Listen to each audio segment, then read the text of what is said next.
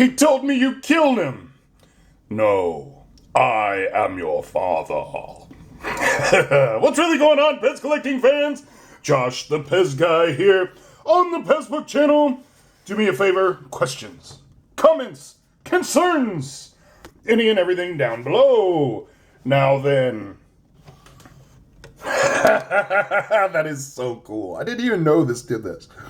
So this is an organizer. Has these little trays here.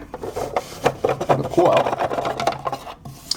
And apparently you can put mini CDs in there as well. Mini CDs didn't really catch on due to the internet. But as you see, you can put some little trinkets in there. Maybe some packs of PEZ candy, which I surprisingly... Oh, wait a minute. I do have PEZ candy. Well, you don't have to take them out of there, but they're fully adjustable. If you keep this one over here, you can fit it in just like so.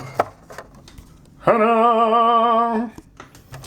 So this is out of Japan. Pretty rare item to find. A giant dispenser that is a organizer that we put together improperly.